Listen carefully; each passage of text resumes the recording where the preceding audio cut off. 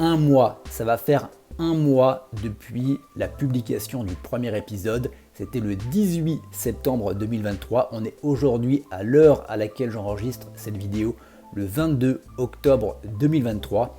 Il s'est passé énormément de choses durant ces approximativement 4 semaines et dans cet épisode, je vais te faire un récapitulatif de ce qui s'est passé. On va parler de mon premier entraînement de natation. On va parler également du lieu dans lequel va se dérouler ce défi. On va parler également des 10-15 jours où j'étais clairement au fond de mon lit. Et puis également, on va aborder une notion qui est hyper importante quand tu veux réaliser ce type de défi ou quand tu pratiques une activité sportive à plus ou moins haut niveau et ou également une activité entrepreneuriale. On va parler de la notion du pourquoi. C'est parti. Eh bien, nous voici sur le lieu où va se dérouler le défi du lac bleu. Bien évidemment, on est au lac bleu. Voilà, donc le but pour tous ceux qui tenteront de faire le 1000 mètres sera de réaliser 3 tours de lac. L'eau sera bien évidemment à 5 degrés, je connais bien ce lac. Je m'y baigne, on va dire, régulièrement dans le sens où j'habite pas très loin. Et je me suis déjà baigné en hiver ici et forcément, c'est froid. Donc hier, ce que j'ai fait les premiers essais. On va dire que ça a été les premiers essais, les premiers tests. J'étais, tu vois, juste en face, par ici, là, tu as un petit ponton. J'ai fait quelques brasses. J'ai voulu me tester un petit peu en natation. Bon, on va dire que ça a été rapide. J'étais très vite essoufflé, technique zéro, de l'eau dans le masque. Bref, tout ce qu'il faut pour bien commencer. Je suis sorti, j'étais essoufflé, j'avais la tête qui tournait. J'ai eu un petit peu froid également, ça fait un petit moment que je ne me suis pas exposé au froid. Donc ça me permet de bien réaliser ce qui va m'attendre, même si je ne réalise pas encore. 3 tours de lac, ça va être extrêmement long, sachant que j'opte pour une moyenne de 20 minutes et dans tous les cas, ça sera 25 minutes maximum.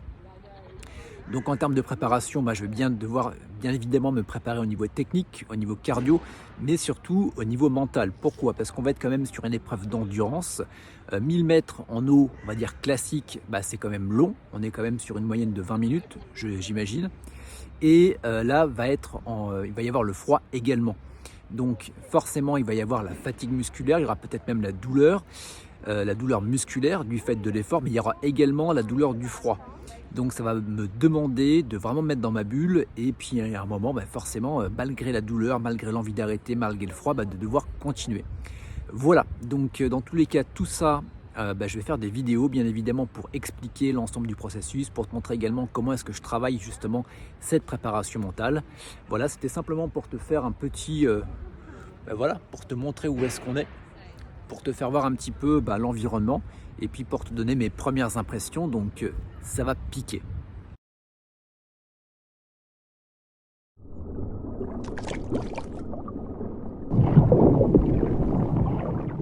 Eh bien, bonjour Arnaud. Merci de m'avoir finalement invité dans ce décor-là. Est-ce que tu peux te présenter ?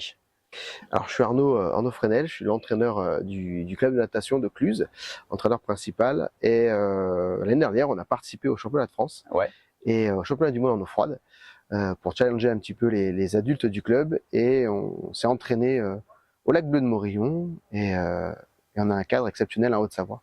Ouais. Qu'est-ce qui a fait que finalement tu t'es dit, tiens, j'ai envie d'organiser ça ici ? Le cadre exceptionnel. Le lac, il a une pureté, une clarté l'hiver qui est incommensurable. Ouais. Un bleu, le lac bleu porte bien son nom. C'est un lac qui fait 6 mètres de fond et on voit le fond partout l'hiver. Les températures sont à 5 degrés maximum, enfin minimum pour le coup, parce qu'il est alimenté par une résurgence, donc il peut pas geler. Ouais. Il peut pas geler en partie, donc pour organiser une compétition de nage hivernale, c'est au top. Donc ça a trotté un peu dans la tête et puis de fil en aiguille, j'ai proposé ça aux membres du comité, du club, et ils ont tout de suite été partants. Donc on a monté un projet et puis voilà quoi, c'est en train de se faire. Est-ce que tu peux nous rappeler le nom de l'événement? Alors l'événement, ça va être le défi du lac bleu. Ouais. Ça sera organisé le 16 et 17 mars prochain. Ok. Donc ici, au lac bleu, donc avec un espace de réchauffement, il y aura sauna, spa pour pouvoir se réchauffer. Ouais. La municipalité de Morillon et de Vercher nous soutiennent, ainsi que l'office du tourisme du Haut-Gifre, qui sera aussi support pour le matériel et puis la logistique. Ouais. Donc ça risque d'être un super événement. Ouais. Quoi. On vous convie dans tous les cas à venir nous rejoindre. D'ailleurs, pour les personnes qui voudraient faire ce défi, quelles sont les épreuves auxquelles on peut participer? Alors les épreuves, il y aura des petites distances, les Ouais. 50, le 100, le 150 en individuel. Et ensuite, après, il y aura ce qu'on appelle la sportive, le défi et l'extrême, donc qui consiste à faire 1, 2 ou 3 tours de lac, Ok. en fonction après de son niveau. Bien sûr, on a essayé de mettre un petit peu de peps dans la compétition, Ouais. même si ça veut rester un événement, chacun le prend comme un défi. On en rajoute des relais, de manière à faire des relais découvertes, des 4 x 50 mètres, et aussi des relais un peu plus sportifs, 4 x 150 mètres. D'accord. Pour ceux qui veulent un peu plus profiter du lac. Et sur les épreuves individuelles, donc il y en a 3, est-ce que tu peux nous dire les distances? Alors la première, la distance, la sportive, ça va être un tour de lac qui correspond à peu près à 250 mètres. Okay. Voilà. 2 tours de lac qui correspond à 700, tout simplement parce que on a un petit bout qu'on rajoute à chaque fois, donc de 50 mètres, donc ça rajoute un peu de distance. Et le 3 tours de lac qui correspond au mythique 1000 mètres. 1000 mètres en eau glacée, hein, qui se rapproche du Ice Mile. Donc voilà, dans l'idée, c'est de proposer ces 3 distances-là qui sont un petit peu plus costauds pour les sportifs et ceux qui ont l'habitude de se mettre dans l'eau froide. Ouais, ok. Et par rapport à ça, donc imagine que j'ai envie de participer. Où est-ce qu'on peut te retrouver pour s'inscrire? Alors, on a créé un site internet, hein, donc défilacbleu.fr. Ouais, on vous mettra en description de la vidéo. Voilà, on mettra tous les liens. Les inscriptions sont ouvertes par le biais de ce site. À savoir qu'il faudra quand même fournir un certificat médical et un examen cardiologique, donc électrocardiogramme, hein, qui sont indispensables quand même pour ce genre de discipline, qui est une discipline à risque, qui n'est pas dangereuse si elle est encadrée, mais qui demande quand même certaines précautions médicales. Hein, ça, c'est indiscutable. Une licence natation également? Alors, la licence natation, si on est licencié dans un club, on peut s'inscrire directement sans passer par une prise de licence, mais il y aura aussi des licences à la journée. Donc même si quelqu'un n'est pas licencié FFN, qui veut faire l'événement, le jour de l'événement, il aura une petite licence, un supplément par rapport à l'inscription de l'épreuve, qui correspond à 15 €. Et ensuite après, il pourra participer aux épreuves de relais et aux épreuves de nage, 1, 2 ou 3 tours. Voilà. Ok, top. En tous les cas, comme je le dis, vous aurez tous les renseignements sur le site, on le mettra en description de la vidéo. Donc un cadre qui pour le coup est magnifique, je vous invite vraiment à venir nous rejoindre. Pour les personnes qui voudraient, on va dire qui hésitent à se dire j'aimerais bien, mais quel conseil tu pourrais leur donner? Eh ben, le conseil que je vais donner, c'est très simple, c'est de faire comme les gens qui sont derrière là en fait. Il y a des gens qui commencent à se mettre à nager et là les températures baissent progressivement avec l'hiver qui arrive, l'automne puis l'hiver, donc il faut rentrer dans l'eau régulièrement et notre corps va s'habituer aux baisses de température jusqu'à arriver cet hiver avec une température de 5 degrés et on rentrera dans l'eau aussi facilement que si on rentrait là maintenant. Voilà. Top. Donc l'adaptation au fur et à mesure, je pense que ça c'est un très très bon conseil. Et puis après, technique de respiration, concentration, nage également. Nage. Voilà, exactement.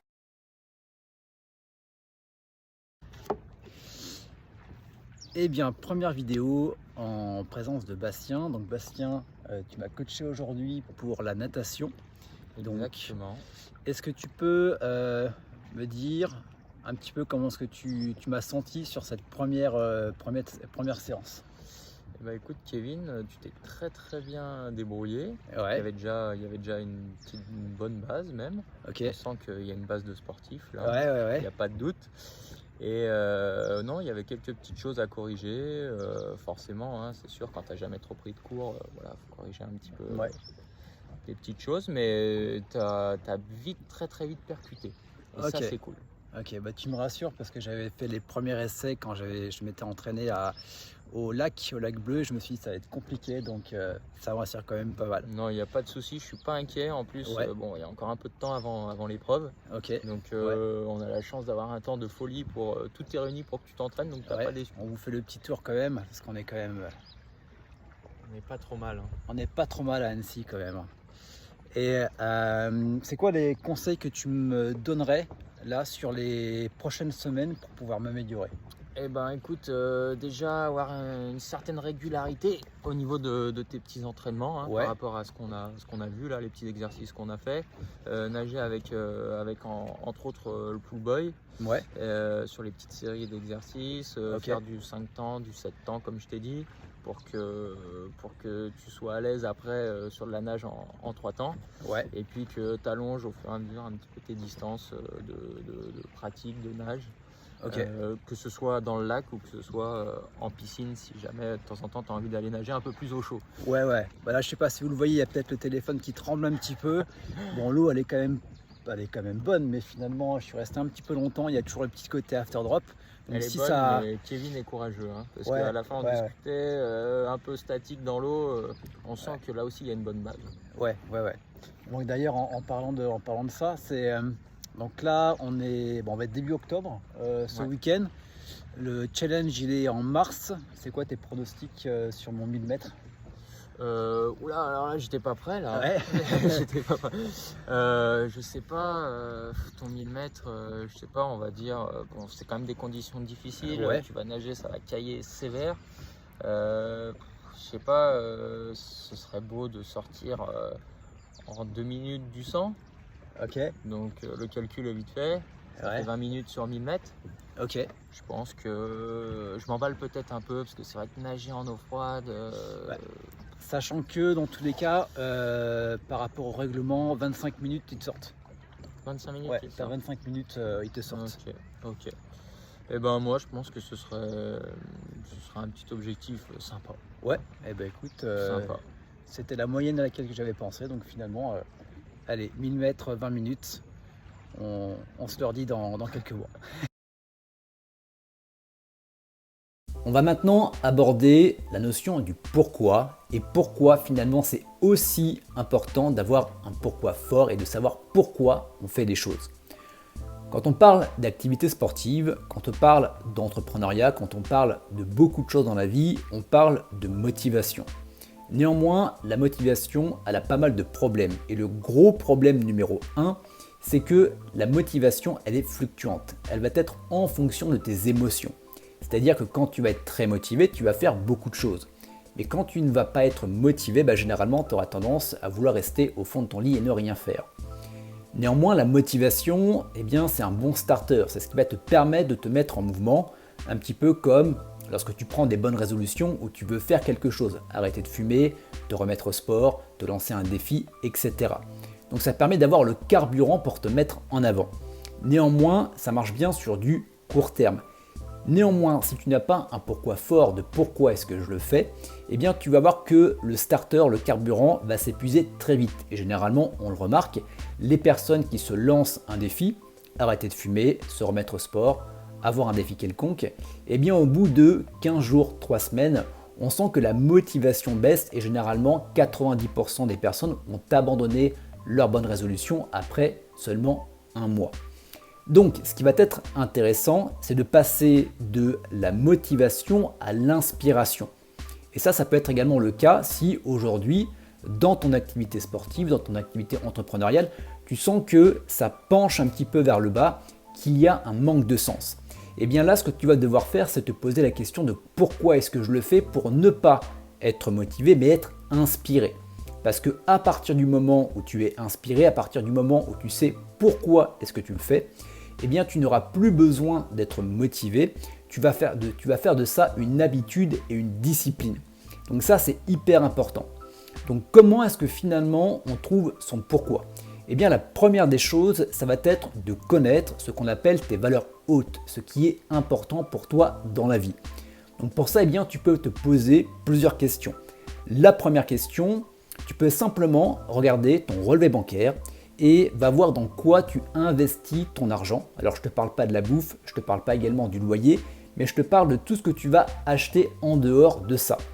Tu peux remonter sur les 3 mois, les 6 mois, les 1 an et tu vas voir que dans tes dépenses, tu vas dépenser, tu vas investir ton argent pour des choses qui sont importantes pour toi.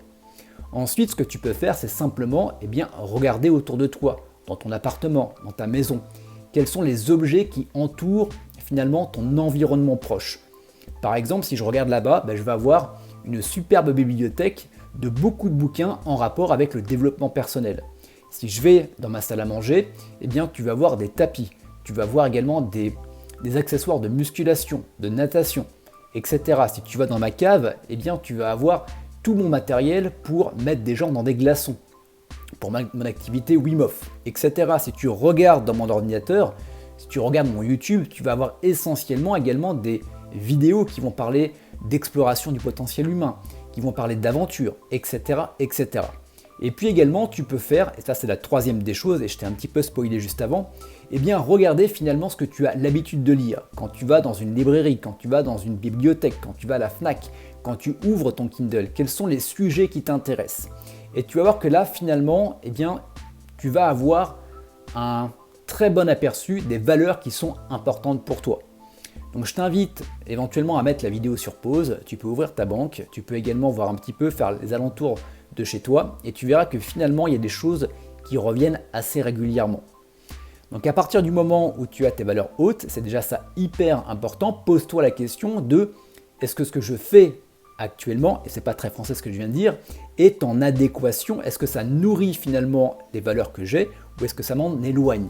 Et ça c'est hyper intéressant parce que si tu n'as pas de sens dans ce que tu fais, eh bien forcément, ça va être plus compliqué de te mettre à la tâche. Ensuite, la deuxième des choses, ça va être de pourquoi est-ce que je le fais et en quoi finalement ça me permet de nourrir mes valeurs hautes. Et pour trouver son pourquoi, rien de plus simple, un papier, un crayon, pourquoi est-ce que je le fais, 2 points. Donc là, il y a 2 manières d'envisager le pourquoi. Il y a le pourquoi altruiste, en rapport avec les autres, je le fais pour inspirer les autres, je le fais pour que les autres se sentent mieux, etc. Et puis tu vas avoir le pourquoi qui va être plutôt égoïste. Pourquoi est-ce que je le fais pour moi? Est-ce que je le fais pour être plus libre? Est-ce que je le fais pour me sentir mieux? Est-ce que je le fais pour une raison X ou Y? Donc ça c'est hyper important, je te laisse prendre un papier et un crayon. La première des choses, c'est d'aller chercher tes valeurs hautes, et la deuxième des choses va être de te poser la question de pourquoi est-ce que je le fais, et à partir du moment où tu as une réponse, pourquoi ça, et à partir du moment où tu as encore une réponse, pourquoi. Tu peux monter jusqu'à 3 à 5 niveaux de pourquoi pour vraiment savoir ce qui t'inspire au plus, et dans tes pourquoi, tu le sépares en 2. On va voir le pourquoi qui va être altruiste pour les autres et le pourquoi égoïste qui est pour soi. Et ce que tu vas faire, c'est que en fonction des réponses que tu auras eues sur tes valeurs et sur ton pourquoi, vois ce que tu fais actuellement, ton activité sportive, ton activité entrepreneuriale, entre en compte avec ça. Est-ce que ça te nourrit? Est-ce que ça t'en rapproche? Ou au contraire, est-ce que ça t'en éloigne? Je vais y arriver. Est-ce que ça t'en éloigne? Je vais y arriver. Voilà, donc ça, ce sont les 2 questions fondamentales. Ce sont les questions que je pose systématiquement aux coachés que j'accompagne.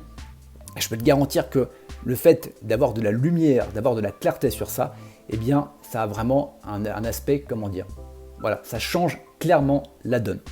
Voilà pour ça, je te laisse avec ça, fais ça et n'hésite pas à me donner un retour en commentaire.